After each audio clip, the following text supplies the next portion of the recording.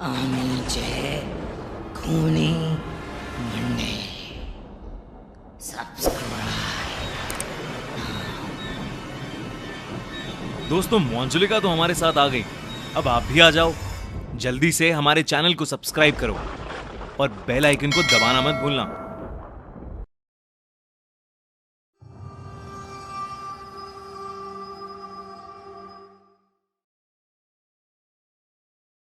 अब खूनी मंडे के साथ साथ हमारी नई पेशकश फ्रीकी फ्राइडे भी एंजॉय करो। Check out our new exclusive horror story cursed child only on our Spotify podcast the horror show by खूनी Monday. Link in description. Ritvik अभी हाल ही में अपने एक्टर बनने के ड्रीम को पूरा करने के लिए मुंबई शिफ्ट हुआ था। यह शहर उसके लिए बिल्कुल नया था। वो यहां पर आकर 3 लड़कों के साथ एक 1 BHK फ्लैट शेयर कर रहा था। वो तीनों लड़के भी एक्टर बनना चाहते थे और वो भी कई सालों से मुंबई में ही रह रहे थे।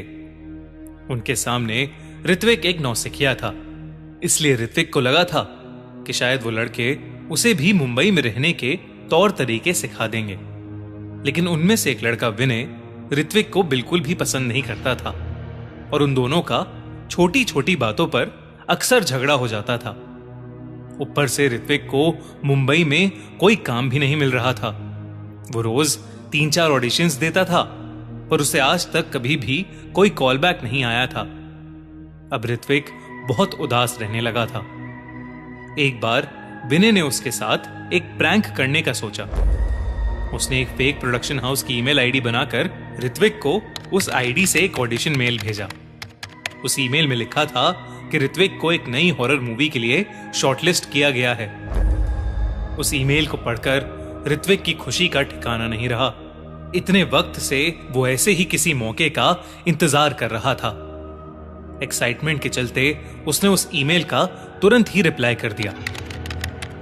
विनय ने इसके बाद कुछ ऐसा किया जो शायद उसे कभी नहीं करना चाहिए था। उसने एक और मेल किया जिसमें उसने ऋत्विक को ऑडिशन की डेट, टाइम और जगह बताई। मेल में लिखा था कि ऋत्विक को अगली रात 11 बजे डिसूजा चौल पहुंचना था। डिसूजा चौल ये कोई मामूली चौल नहीं था, बल्कि लोगों की माने तो ये एक हॉन्टेड जगह थी। इस चौल में रहने वाली एक औरत की कुएं में गिरकर मौत हो गई थी और उसके बाद से उस चौल में भयानक चीजें होना शुरू हो गईं। पड़ोस में रहने वाले लोगों ने रात में बाहर निकलना छोड़ दिया था। सब जगह खबर फैल गई थी कि उस चौल में बने कुएं के पास अक्सर सफेद साड़ी पहने एक औरत भटकती है। मुंबई में रहने वाले ज्यादातर लोगों को इस चौल के बारे में पता होता है, पर ऋत्विक डिसूजा चौल के बारे में कुछ भी नहीं जानता था। हालांकि उसे ऑडिशंस की टाइमिंग्स देखकर थोड़ा अजीब तो लगा, पर उसने सोचा कि यह उसकी लाइफ की पहली अपॉर्चुनिटी है और उसे इसे छोड़ना नहीं चाहिए। ऑडिशन की रात ऋत्विक तैयार होकर डिसूजा चौल पहुंच गया। डिसूजा चौल के गेट के सामने आते ही उसे अचानक से ठंड लगने लगी और एक अजीब सी घुटन महसूस होने लगी। पर हैरानी की बात तो यह थी कि डिसूजा चौल बंद था। वहां पर उसे दूर दूर तक कोई नहीं दिख रहा था। वो इलाका बिल्कुल सुनसान था और ऋत्विक को वहां पहुंचकर ठीक नहीं लग रहा था। ऋत्विक वहां से वापस जाने ही वाला था कि तभी उसके कंधे पर किसी ने हाथ रखा। लेकिन जब वो मुड़ा तो वहां कोई नहीं था। पर अब उस चौल का गेट खुला हुआ था और अंदर से एक रोशनी आ रही थी। ऋत्विक को सब कुछ अजीब लग रहा था, पर अंदर से आती रोशनी देख उसे लगा कि शायद वही ऑडिशन का एरिया होगा और वो उस तरफ चल दिया। जैसे ही ऋत्विक अंदर गया, उसे एक बड़ा सा कंपाउंड दिखा जिसके बीचों बीच एक बड़ा सा कुआं था। ऋत्विक की नजर अब उस कुएं पर गई और जो उसने देखा उसे देखकर उसके होश उड़ गए।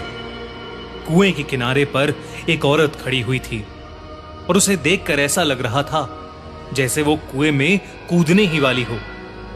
वो औरत दिखने में बेहद अजीब थी और वो ऋत्विक को घूरे जा रही थी।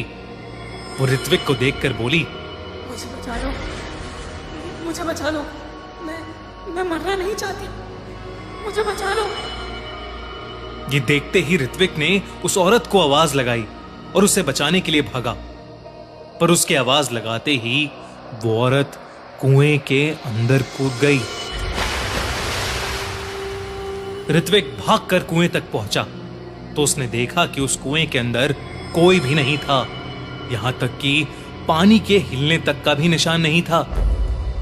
ऋत्विक बहुत घबरा रहा था क्योंकि उस औरत को कूदते हुए उसने अपनी आंखों से देखा था। कुछ वक्त तक उस इंसिडेंट के बारे में सोचते हुए ऋत्विक वहीं खड़ा रहा, लेकिन फिर वो वहां से जाने लगा। उसने जैसे ही अपने कदम वापस गेट की तरफ बढ़ाए, उसे पानी में कुछ हलचल होती हुई दिखाई दी।